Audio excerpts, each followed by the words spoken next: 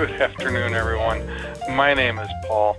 I am a nerd, and you are here for the February 2016 Worldox Virtual User Group meeting. And if you've been at any of the other meetings today, Tabs 3 Practice Master, you know I'm just going to have to say that it's the 29th, and we shouldn't be having this. It doesn't feel right. But whatever, it is what it is. And so we're going to talk about Worldox, specifically about categories. Mary Jo's going to talk about that. And advanced search techniques, one of my favorite topics. I am going to talk about that. So, without any further ado, I will press, Mary Jo's moving the mouse, make sure she's got it. You've got it, Mary Jo. I will press the right buttons here, and I will get us out of here. Really, I will.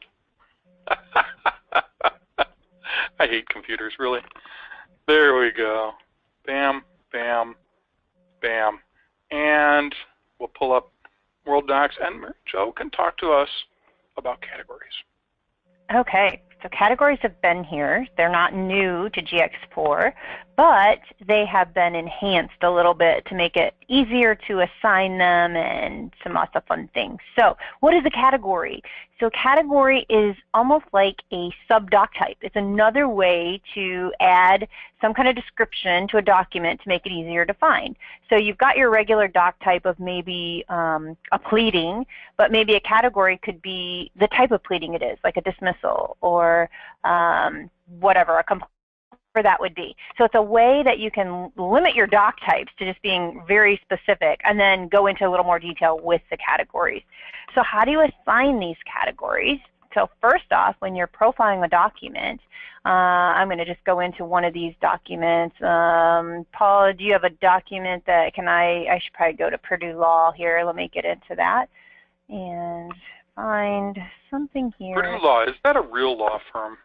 It is a real law firm. People ask me this question every day. It is.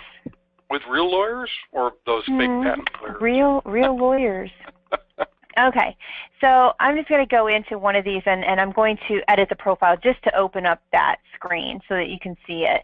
But when you actually save a new document, or if you're moving or changing a document, categories has been moved out here onto this profile screen to make it very easy to assign as you're saving a document. You don't have to save it and then come back in later and assign a category to it. It's all right here on the screen.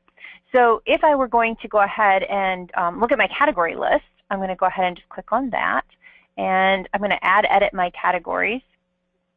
And I can see all of the different categories that have been added. Now I'm on the All tab, so you can see I've got different icons over here.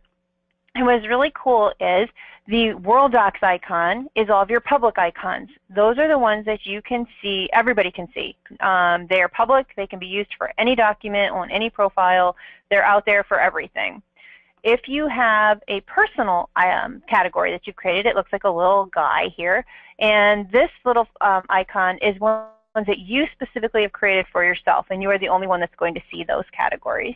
And then lastly, we have a folder category indicated by the little folder, and that will be folder specific or matter specific. So if you are creating a category in that instance, it might be, you might be saving a document for a client for an estate planning document, and maybe inside of that you want to have the, or tax documents or whatever it would be. Maybe this is the 2015 tax documents for Mary Jo and Matthew Boyd, and you want to have that specific just for that matter for Mary Jo and Matthew Boyd. So that is getting very specific on the matter and getting down to detail, and only that matter will see those categories. So when you're creating these, you need to be aware of what you're creating and why you're creating it so that you can create the proper one. And you also want to know whether or not it's something everybody's going to see or whether it's something just you are going to see, and so on. So these are the ones that I have here. If I can sort them by these tabs. So here's all my personal ones. Here are the public ones. And then here are my folder ones. So when selecting a category to assign it to a document, I also want to know what I'm doing here as well. So I can pick from the list, or I can add a new one if I don't see it. So if I wanted to create a new folder category, I can just click add, and I'm doing all of this right from the profile screen, so I don't have to go anywhere else except on that profile screen. I can give it a name. make sure you either choose none or else you pick a specific icon here. There are tons, so if you want to get really fancy on your little icons for your categories, there's little doctors and nurses and all kinds of stuff. I think there are 5 pages of these things, and so we can get in there. I don't know why you would want a different flag. I guess maybe if you're doing different countries. Although Purdue Law, you know, with their patent things, they might want to have different countries for their icon for their categories. You never know. So anyway, Purdue Law is real, and they really are patent attorneys. Is that what you're And I wonder if they really do use that for their category. I don't know. But anyway, so I lost my screen here. So let me get back into my profile screen. So we got so excited we pressed the wrong button. I guess I did. So anyway, I can pick one or I can add one right here on the fly and add it in the specific area. So that is then the enhancement here for categories being right here located on this list. And I also can use my right just to pick from my most recent. So that is available. And if I were just picking one that were on there, I can also just select and see which ones are available out here for a folder category or whichever here, or just add edit if I need to. Now that add edit can be locked down so that only specific users can add categories. We don't want everybody just willy-nilly being able to add categories, so you might want to restrict that. We can do that with our group security and lock it down. So there's a lot of different things there with categories. Now you also can lock sort down the public, but leave the folder open, so people could create or vice versa, folder specific and not be able to create public en masse. Correct. Now, Paul already had that filters on, but I'm going to show you this. So if I wanted to sort, I don't know that we have anything assigned to categories in Purdue Law, but if you go down to your filters, which used to be called tags in GX3, it's the same thing, but they've renamed it to be a filter. So I'm going to go on here. If there are any categories available on the list I'm looking at, I will see them. So I can very quickly come in and select incoming, and anything in this list that I'm viewing that is in a category of incoming is going to show up here and be sorted for me to see. If I wanted incoming and others, I can get both of those. Whatever it is, and it's splitting them up because they're not together. There's my others and there's my incoming. So whatever I pick or choose. I also can come in here on this filter and tell it what I don't want to see. If I change this little plus sign to the left here to a minus sign and say I want to see everything except incoming, now I'm going to see all of the different categories, but incoming is not included on that. So that is just another feature in the filter, and that is on anything. You can change that to a minus or a plus and say either I want this or I want everything but this. So another way to sort really quick and find those categories is in the filter. And lastly, you can also just click on your column. If you add a column in here, some of you may not have a column for categories.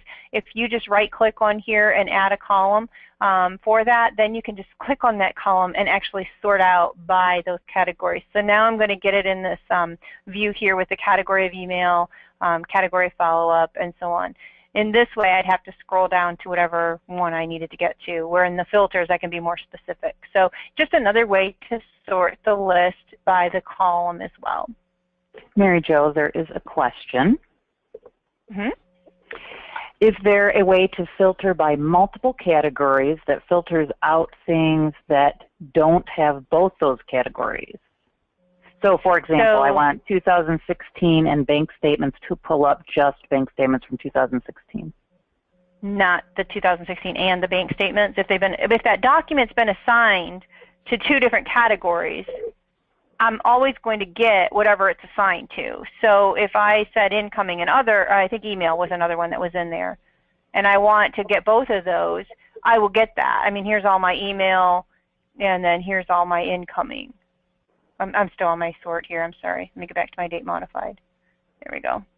So because this is then it's in both email and incoming, I am going to see that, but these are all of my email. If I took off my incoming and I see just the email, I'm still going to see that because it's in a multiple category, but it is all the documents that are in the email. I think what they're asking, Mary Jo, is can I show only documents that have both of those things selected, not or, but and. Email and incoming, not email or incoming. Okay, so if I select both of those, Yeah, I don't know if that's It's possible. not going to happen. Yeah, I don't think we can. Not with the filters and tags down here. The tags, or what they used to call tags and what's now called filters right here, is going to allow you to choose things but not restrict to things that have both of those, if that makes sense. That's what the question is about. Right. Not here. We'll take a look at that when I get to my topic, because I think there may be a way in search to do that. Right. And here, if I am clicking on, the category search up here, then I am getting just the emails, just the incoming, just the outgoing. I am getting the single view, but I do need to scroll. I would see all the emails, I would see all the incoming, but if I wanted something that was down farther, I'd have to scroll down to that category. It's not going to be, just an easier. I'll take the opportunity right here to say that I really like this sorting, because it should be obvious to you that, from what Mary Jo's shown you, that you can assign more than one category to a specific document. You could have 5 categories assigned to a document. And when you sort by category, if it has 5 categories assigned to it, it shows up in each of those groups.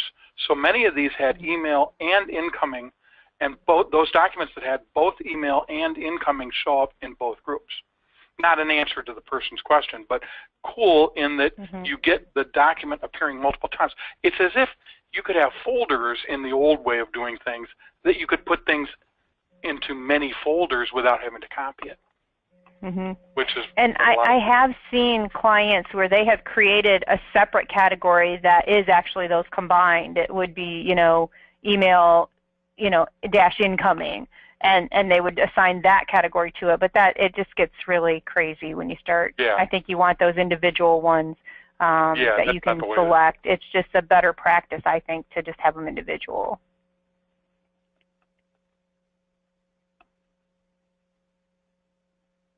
Is this my cue? That's you. I'm done. Well, I'm going to talk about searching, and we'll look at that possibility of doing what the person asked about just a minute ago through search. Now, everybody knows that these binoculars are for searching. So before we go in here, I'm going to get to a regular document listing without any filters for, I'm going to uncheck all, and I'm going to bring this back down. And I'm looking at all the documents right now for Purdue Law, and I'm going to have them sorted by modified date. Now, this button here takes us to searching.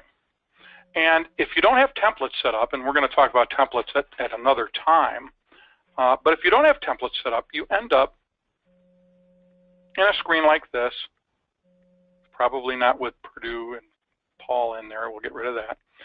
And then you have to choose what cabinets you're going to search.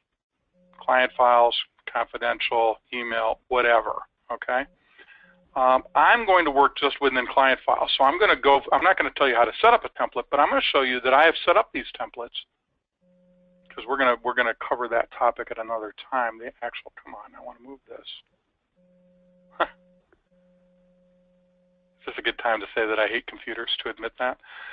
So we've set up templates here for clients, email from to, office, and Tom email. It's a special document type that I have.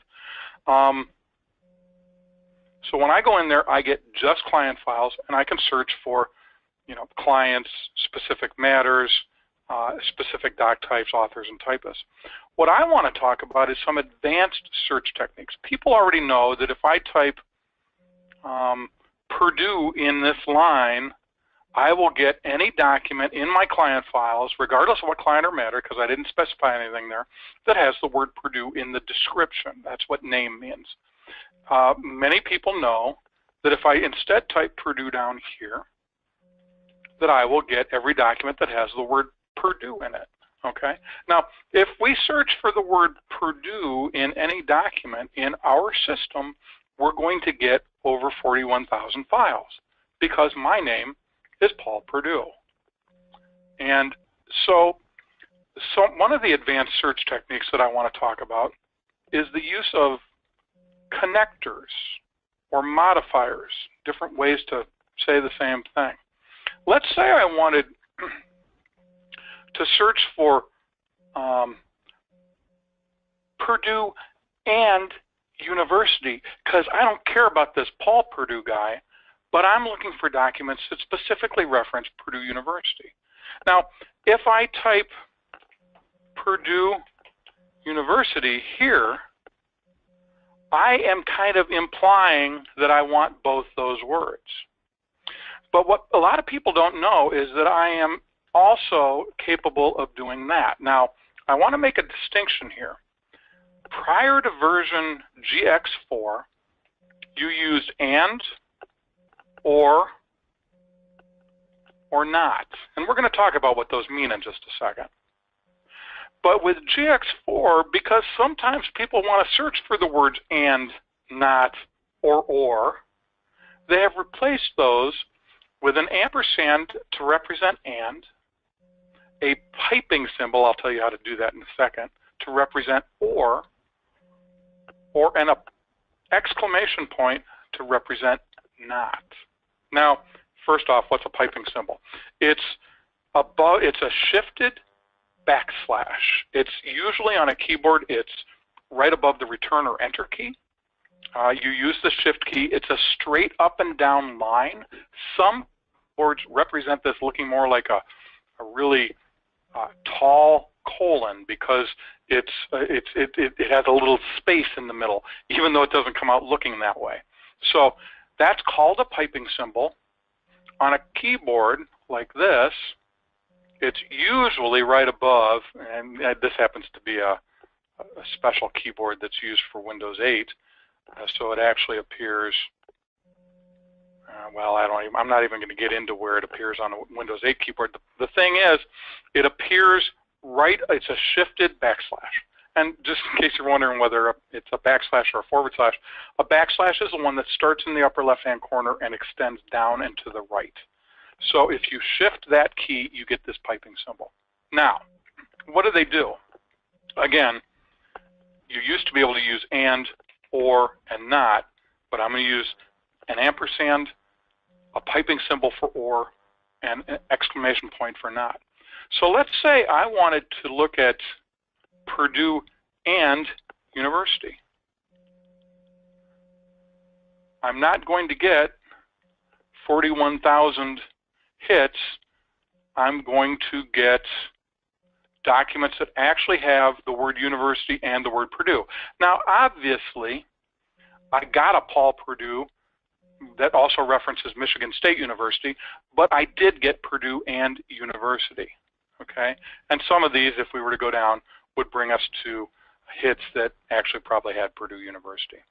Now, let's look at that again. When you hit this find button again, this binocular button again, it gives you an option to modify your last active search, which is what we're going to do, or start a new one.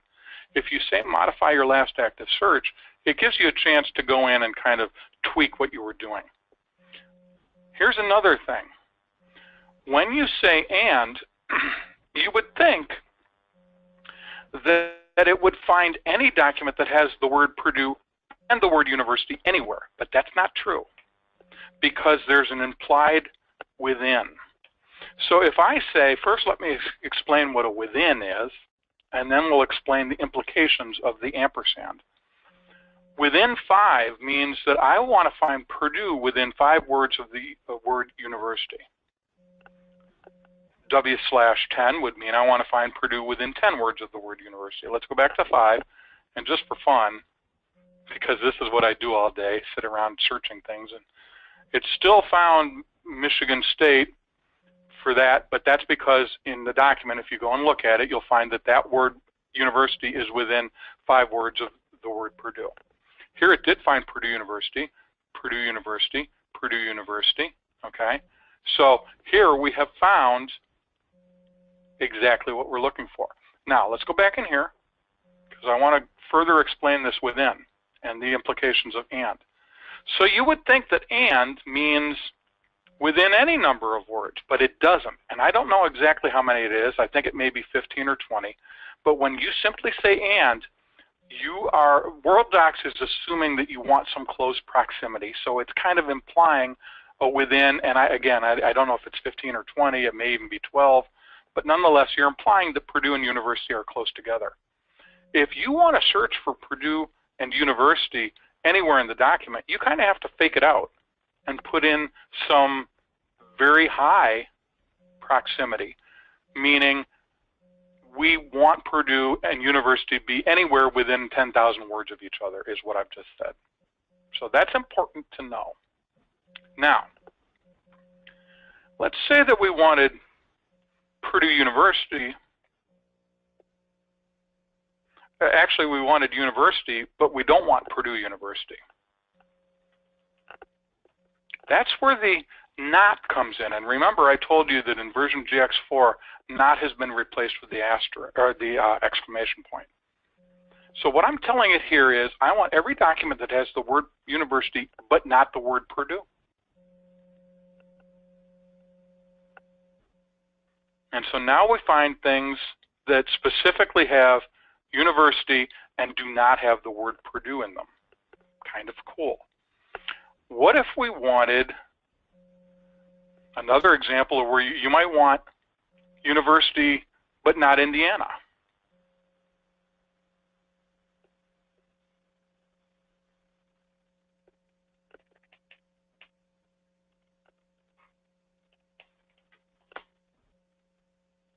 There we have it. And then we have or.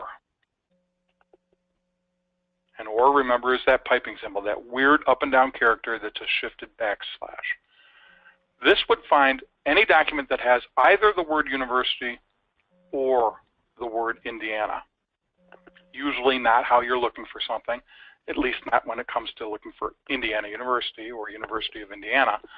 But there are a lot of times when you're going to want to find this or that. Maybe there are two types of debilitative knee injury that you're searching for pleadings that you've done in answer to medical malpractice cases before, and you're not sure which one you're really looking for, so you're looking for both. Okay. One more thing I want to show you is the ability to group things. For instance, what if I wanted university within 5 of Purdue, but I also wanted university within 5 of Indiana? Well, this isn't going to do it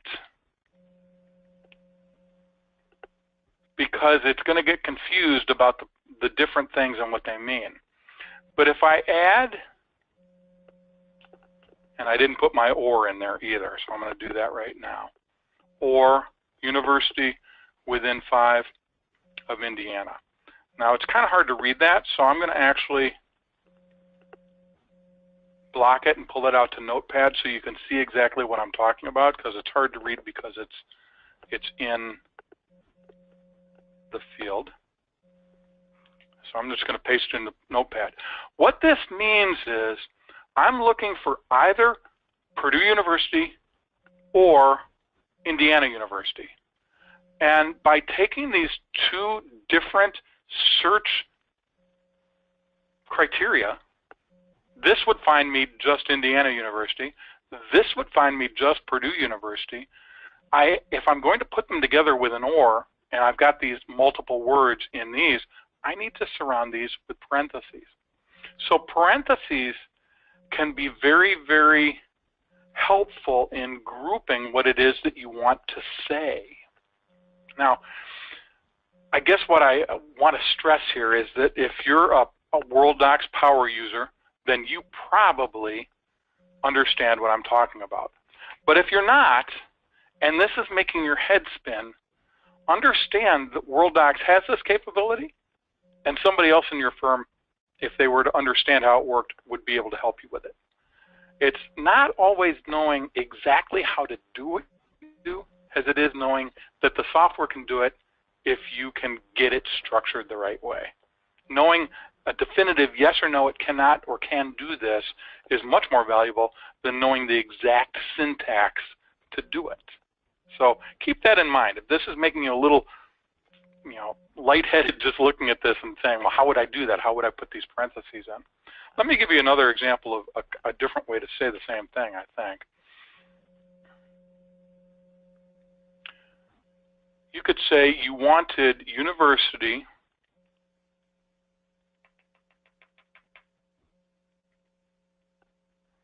within 5 of Indiana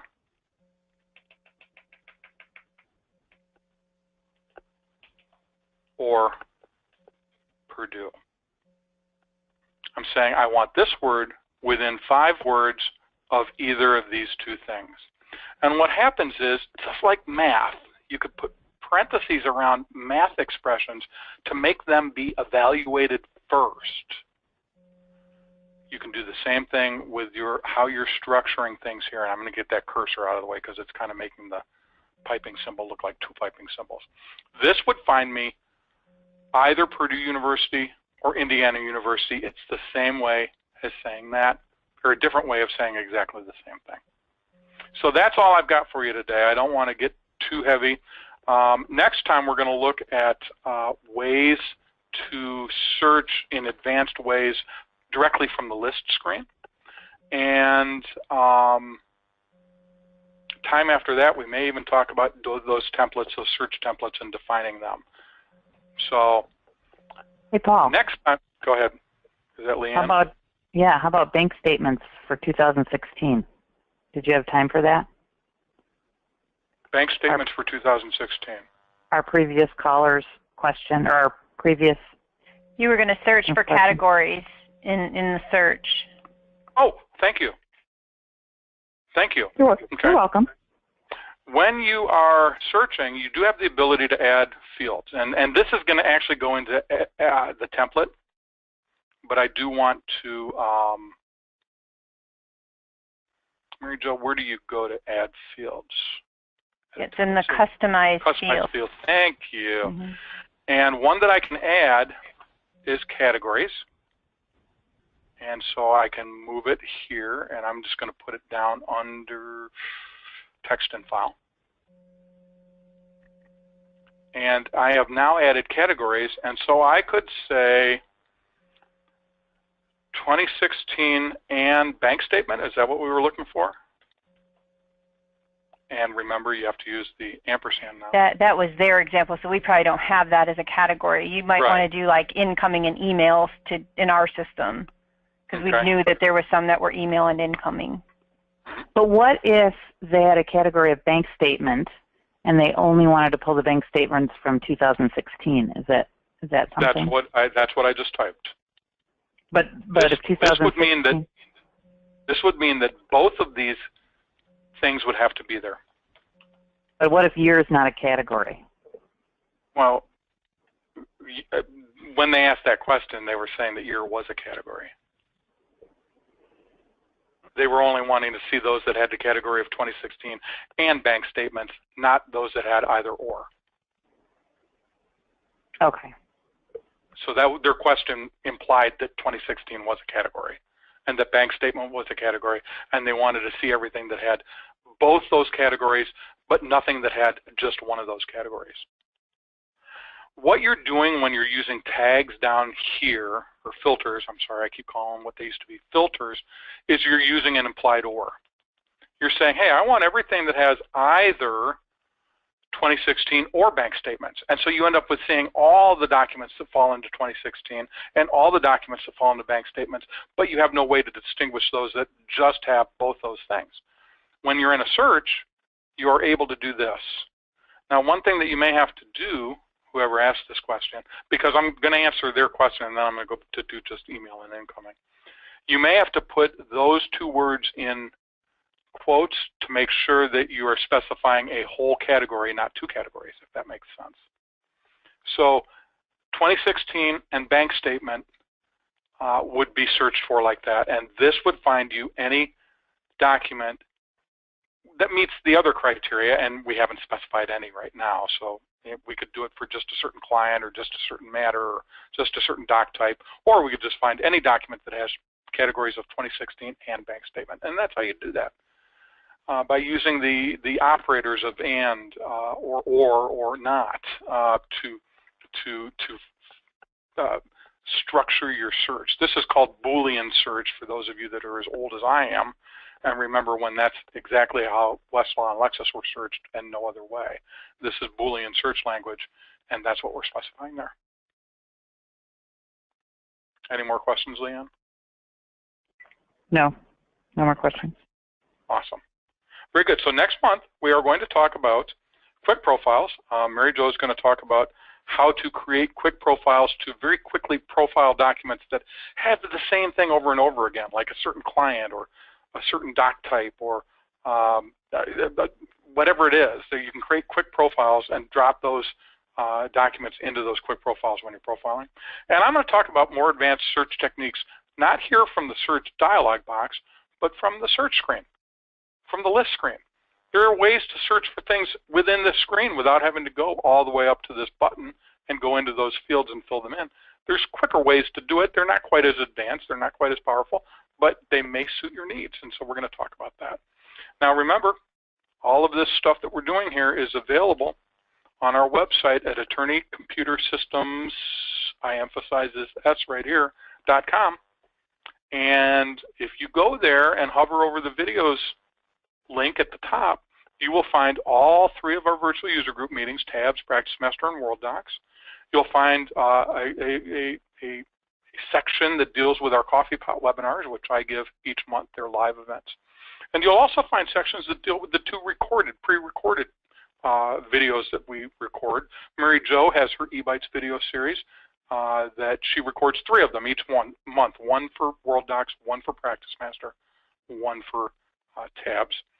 And we also have the expanded Paul and Mary Jo show, where Mary Jo or I will take a topic that's broader and spend a good deal more time, 10, 15, sometimes 20 minutes, explaining in great detail that topic. You also, of course, have the ability to search all this. So if we wanted to search for all the video content that deals in some way with email, we can type that and choose from this list, or we can view all results by clicking that or by clicking the magnifying glass and get a list of everything that has the word email somewhere in the description so that you can zero in on that video that you're looking for. So everybody have a good rest of the month, what's left of it, and we will see you next month at the Worldox Virtual User Group meeting. Thanks much. Bye-bye.